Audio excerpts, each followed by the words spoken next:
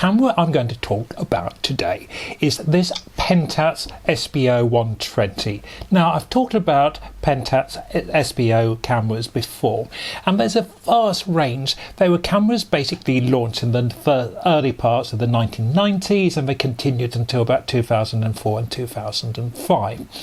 And the number indicates the zoom. They normally go from a 38mm to whatever the number is. So for example, this goes to 120mm. So ideal for travel for travel photography and general photography. And the zoom was a very popular thing on the compact cameras of this era.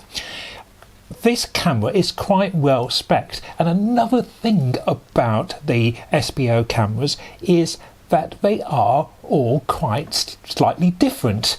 Pentax did different models, and they would introduce slightly different features, and they would introduce a slightly different layout. So it's not the case of them only being different as to the lenses. They have other differences as well. Now, this is a camera which is very easy to load. We simply pop the film in the back here and bring it over here, and it loads incredibly simply, which is very pleasing, because some compact cameras can struggle when they get on in age, and this works without a problem for loading. I love the feature that the viewfinder has a diopter on there, so we can, if we need to focus for our eyes, we can. We don't need to worry about focusing with the camera because it is completely automatic focusing, so that's really good. We do have a interesting thing labelled P here, so we can do panorama photographs, and all that P does, if we change it to P, you get this frame coming up in the middle. It doesn't make it any more right angled, it just chops the bottom half and the top half of the photograph out to give what in the film industry we would call it letterboxing. So it does give you the opportunity to have what looks like a very wide angle view. The zoom function is here, and we also have, and perhaps someone can point out, I think this is a macro for getting close, because we have a little close-up symbol here. I need to investigate that a little bit further. On the top we have a feature I hadn't seen before on these, is we have a little bulb, and that is like a little light for the LED. So if it's dark, we can press that, and we've got the information of how many exposures, etc. we've got left on the camera. The other main features are we have a remote control self timer, which is nice. We have landscape mode, because one of the most annoying things with some compact cameras is they always want to put on the flash, and by having a landscape mode, that will turn the flash off, and it will probably give us maximum depth of field as well, so that's a nice feature. We have the red eye function, so if we are using colour film, that will enable the camera to, the flash, to do a slight warning flash, so the pupil closes down and you don't get the horrible red eye. And the flash function, we've got slight different modes on here. We can have a force flash, we can have a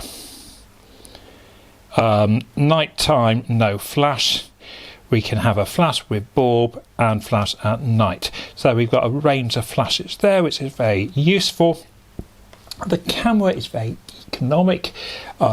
Price range, they range from a few pounds upwards on eBay. Ergonomically, it fits in the hand extremely nicely.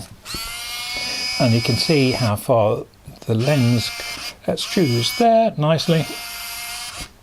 And it handles nicely at the back here.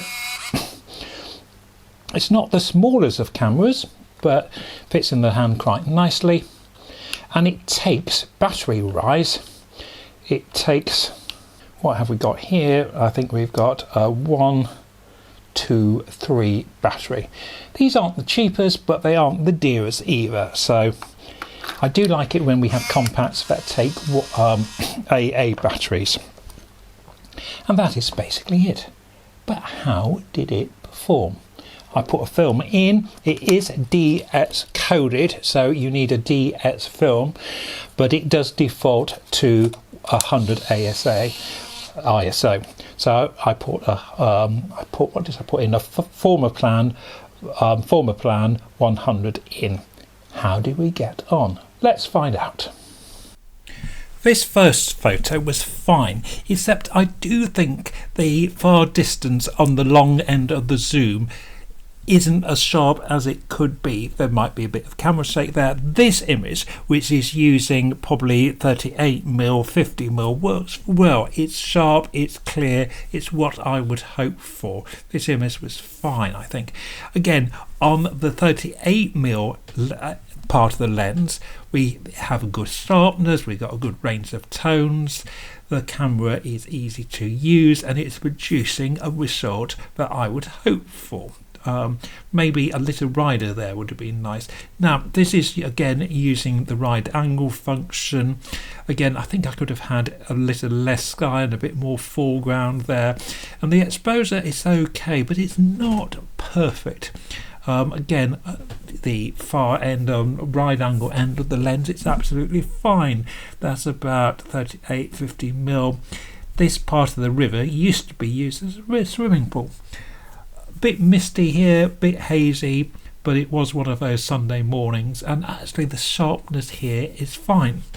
I seem to be actually repeating myself a bit because the camera repeats itself in that at a right angle function it's absolutely fine, it's great, and even at 50mm, 70mm, these sheep here are quite in focus and acting like they ought to. Quite pleased with that shot, it's absolutely fine. It's a typical landscape shot. With this shot, which again I've zoomed in a bit because I wanted that landscape of the town, but obviously I'm not steady and we've got some camera shake there, I think. So this is a camera that you don't really want to use on the telephoto function, and if you've got a 120 lens you want to be able to use it. So I don't know whether it's just the camera user, which it could be, or a combination. Right, the exposure was absolutely fine, and for landscapes it's quite a nice camera. I don't know, I didn't click. Some cameras you click with, some cameras you can use very easily. I've used other Espios, and I had one for years and years that I used to keep in my rucksack, and I really enjoyed using that camera, and I eventually lost it and regretted losing it. This camera is absolutely fine. If you find one, have a go with them. In theory they're a good solid camera and you can obtain them moderately cheaply, but some cameras you click with and some cameras you don't, and that you could say is one of the joys of photography. And that is why a lot of people say the camera doesn't actually matter, but without you clicking with the camera then you don't get results you want. And actually I would say the camera does matter. You've just got to find the right camera for the work you are doing at that particular time. Thank you very much for watching. Hope to see you again soon. I've got another compact coming up shortly which I had a different results with. Thanks again. Bye.